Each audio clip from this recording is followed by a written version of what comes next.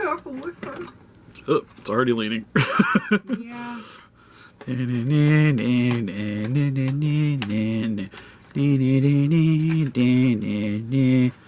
Do I still have monetization on this video? I don't know. I'm just doing this.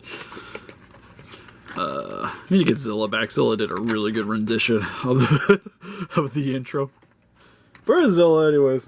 He was on the floor over there. I see him. He's on top of Woody.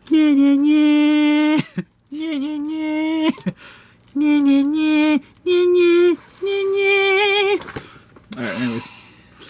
I got that out of my system.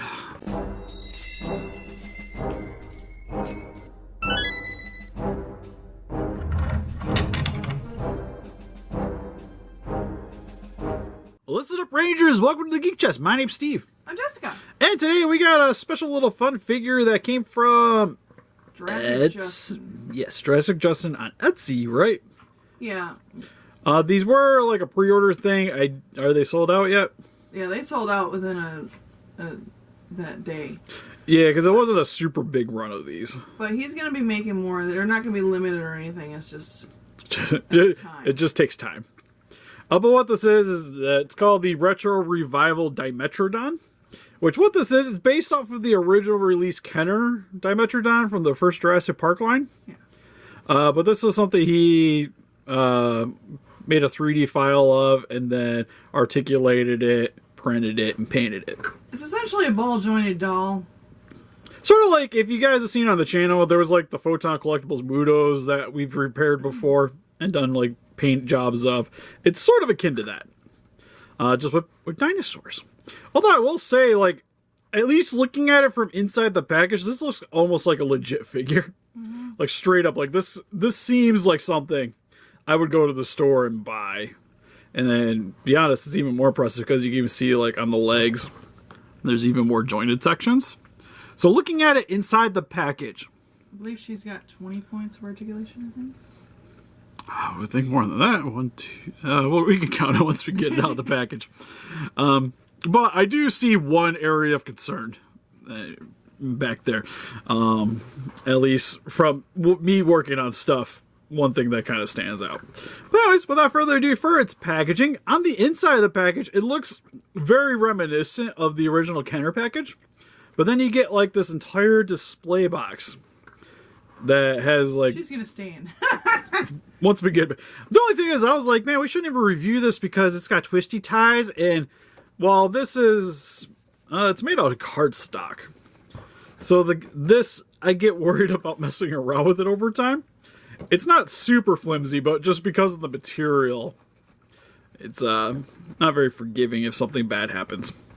But I like that you get like the Dimetrodon skeletons and some of the other skeletons kind of hanging out, but he's like more prominent because of the figure on the inside. You get the name of what it is on the top, side. Oh, it's got like directions. That's kind of cool. Got Dimetrodon coming summer 1993. May not be suitable for younger children. No feeding, flash photography, or yelling. Back of the package, get you a little stat card. What's included shows. I take it these are probably some other things he's thinking about doing. Yep, he's already got teaser pictures of the Dilophosaurus. That's next. Ooh, Dilophosaurus would be cool. And possibly other series. So, but really digging this, like, for just, like, somebody just doing this out of their basement. Like, this is pretty impressive. But anyways, so how, if you want to get this out of the package, I'm actually going to show this part because we're going to get this guy out of his cardboard prison. But you want to go from the bottom here. There is some tape. I think you already cut it, right? No, it just peels off. Oh, okay. As I say, I noticed it was loose on the wall. Like, it's already gone. But you just want to slowly peel that off or take a knife to it. I don't currently have a knife sitting next to me. And then, bam. She just kind of plops out.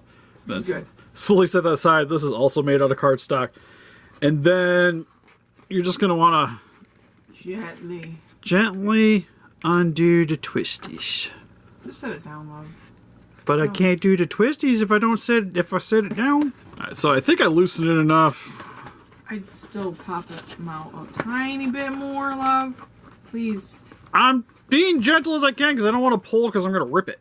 So you don't want to really get it the twisty ties too far out. Because then I also got to put the thing back in. Also, I thought you said I had to get the tail on.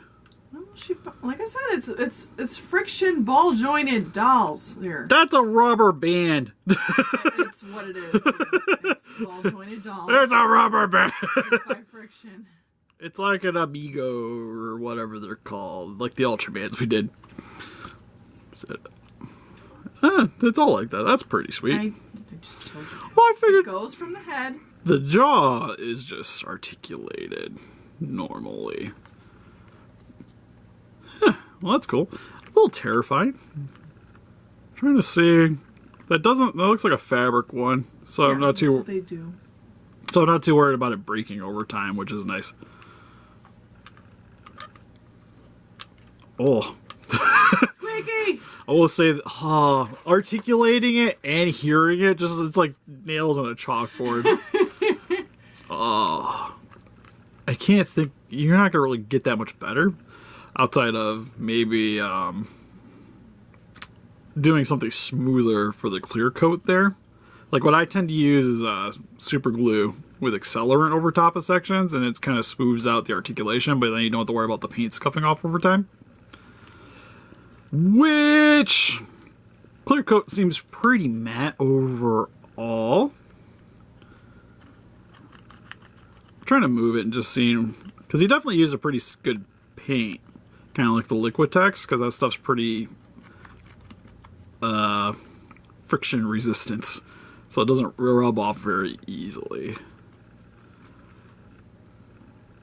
Just kind of checking it out, because looking out. So first and foremost, I guess we'll set this aside. Well, wait, and about the card, there's a card inside, though.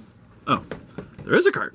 So on the inside here, you have the card, which you can see. I'm not going to remove it because I don't want to damage anything. But it looks like an old Windows pop-up on a laptop, Oh, yeah, on a computer, where you got like the little scrolling. On the other side, though, I thought it was always on this side. Anyways, I digress. But it has like the Retro Revival Series 1. You got Dimetrodon species profile. Looks cool. Also, it even has like the segmented sections on the actual picture, because you can see like the jaw has like the separations there. So it's not quite like dinosaur looking, or dinosaur accurate. Alright, so first and foremost, for the details, paint job is very nice overall, where you get the same kind of green with the original Dimetrodon, with this dark green dry brushing over top of the head here, and then coming along the back here with what appears to be some reds. Wow, that actually throws off my eyes a lot because it almost gives it like a neon vibe with the way it reflects. But you do get it on both sides. Is it on other parts of the... Oh, I guess, yeah. It's like airbrushed a little bit here and there on certain sections, because you can see more of it along the under section of the jaw here, which I think is mostly the same coloring kind of used for the inside of the mouth. Is her tongue articulated too, or maybe a little bit? I wouldn't mess. I'm trying to... Yeah, it moves a little bit. I was gonna say, because it almost looks like it kind of moves with the top of the head. Probably. But nah, that thing will position. But teeth are also really nice, done in just a basic white. So very bright compared to the dinosaur. And then that dark green goes throughout the body here. Kind of comes along the rib cage here and along the back of the tail. And you get a little bit of a lighter, like a super light green on the bottom here. Also has the little marking on the bottom of the foot. Yeah, his signature. Doesn't have the JP logo. Well, that's copyright stuff. Yeah, like I understand. To be honest, I think I would have preferred that where the logo was supposed to be. That would have been kind of cool. I think I would have liked that a lot more. Because, one, it kind of hides the print to begin with, and then it still would be like your own thing, but a nice homage to the original line. That should have... He should have done that. I think, in retrospect, if you do more of them, that'd be sweet. Yeah, like with, you know, obviously, like maybe later lines you could put your stamp on the where the tail would be on the other side and put 1, you know, or something like that. Yeah, it could be like coincide with the series, so then you have like 2 for your second wave. I will say he has a lot of gums showing, but it gives him like a nice like snarling look. Like he's like kind of going on, but a lot of really nice detailing. Same with on the top section there. You can see on the roof of the mouth is textured very nicely. Same with, if I can kind of get it down, the tongue looks really good. You can see all the scales look solid. One other thing too that's of note is that you don't see, because was this 3D printed? Yeah, technically they were, but you see it more on the bottom, on her belly a little bit, the peg, where the peg would be. Oh, yeah, you can kind of see it, but it matches the bumping. Yeah, it kind of works with the, you know, kind of gives the illusion of, you know, more scales or something. I was gonna say, because because even with like resin, it doesn't show the lines very well, but it, like, depending on how good the prints come out, you can sometimes see them. But this, like, you don't really notice any lines, which is really nice to see. Same with the claws. They're all painted.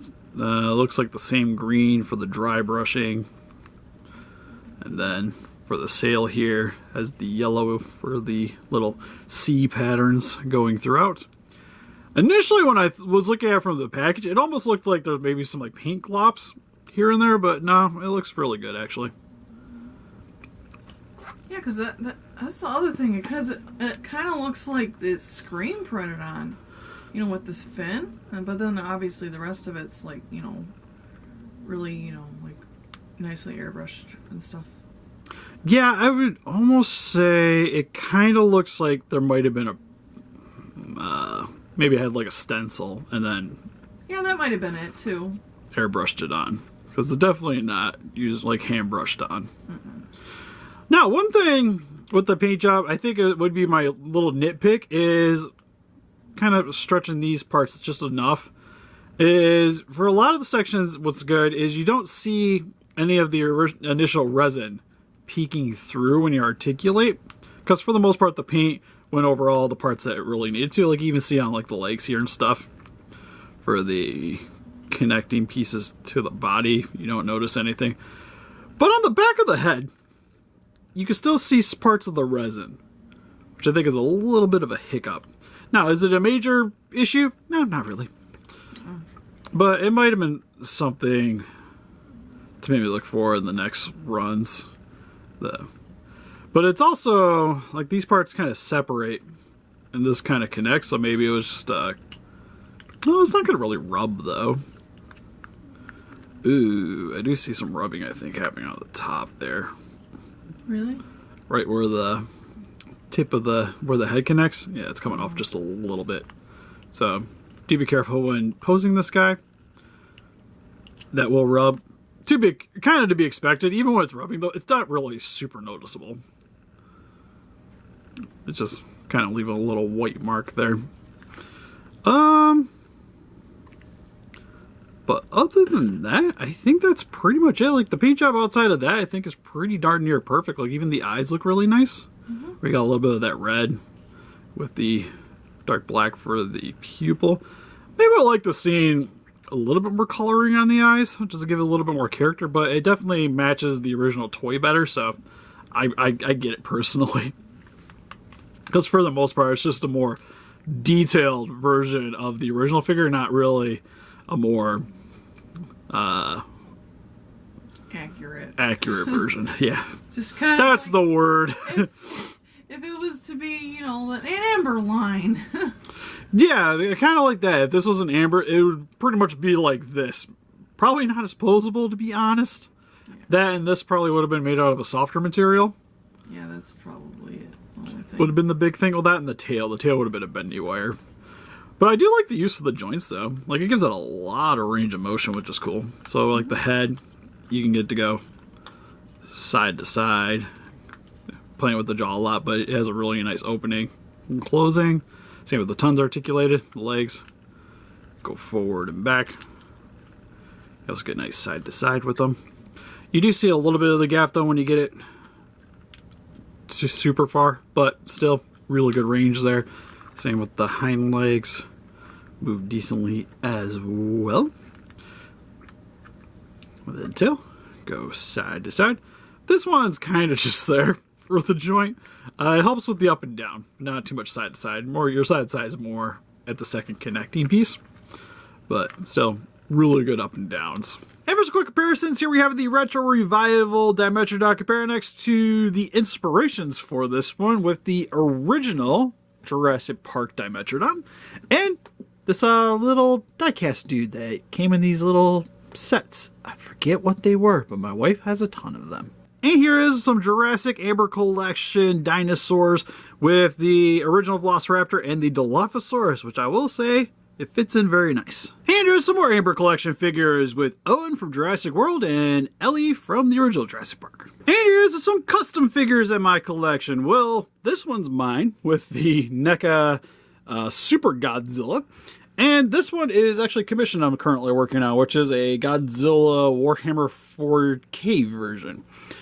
Which I still gotta paint. And then the only actual custom dinosaur I still currently own is my original T-Rex that I did, which I still like. I still like him a lot. But I think I could have maybe done some more airbrushing work with it, but still really enjoy that. And then we got the Rebor's Californication T-Rex. So overall for the Jurassic Justin Dimetrodon figure from the Retro Revival. Thank you. This guy's sweet. How much did you pay for him? No, she was $150. She was $150. But so a little pricey. But yes, it was my wife's favorite toy growing up. Also, to be honest, it was mine too, because this was like the guy that you could play like with the other Godzilla figures and like Ultraman stuff, and it still worked. Same with like the Power Ranger stuff. Now he's equivalent to the same price as say the Monster Arts Guy game that just came out. Which, comparing apples to apples, it's a little rough, but you gotta remember, like, this is, like, one guy making the figures, made the sculpt, like, it's a one-man show. Yeah. And they can get pricey, like, me doing customs and commissions, I understand the price point, and to be honest, I think it's actually pretty reasonable. Yeah. For the amount of time that's gotta be spent with this paint job, the posability, setting it up, cleaning the model kits, I think it's really well worth it. If you guys were looking into getting this to begin with and checking out this review to see, definitely would hop on this if you ever see it pop back up on his Etsy. Yeah, I watch him on Instagram too. That's how I found out about this figure. Now my hope's still that we kind of get an Amber one at some point, but I think currently like this is definitely going to fit that bill very nicely. Mm-hmm. And yeah, just gonna cram them back in the box and never touch it again.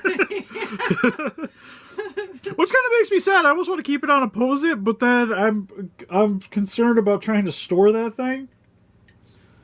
Especially with the cat. Yeah, with the cat, because he's very destructive with things. Which is odd. I would think the dog would be more of a problem. But even like the cat like now likes to grab the brushes. Questioning his boundaries, you know. Yeah, but he likes my wife has like brand new brushes just hanging out in the basement, and what he likes to do now is he grabs the brushes, he'll take them out of the bags, and then runs around the house with them. And then when he gets bored with that one, he'll come down and grab another one. Yeah, because you made him a monster. But he liked to play with the one with the feather. I like brushies. Always blaming me. Yeah. But what do you guys think? If you guys picked up this figure, what's your favorite dinosaur?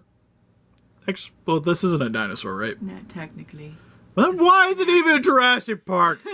Granted, they're all frogs, so it doesn't even matter. It's a synapsid. Anyways, we also got an Interest, Patreon, Pinterest, and Facebook. Guys, like keep up to date with channel and donate. We greatly appreciate it. Also, an Etsy shop of our own if you guys are interested in getting some Godzilla accessories for your figures. And help us defeat those kaijus by hitting that like button, subscribe, and come range today. See you guys in the next video. Bye-bye. Bye-bye.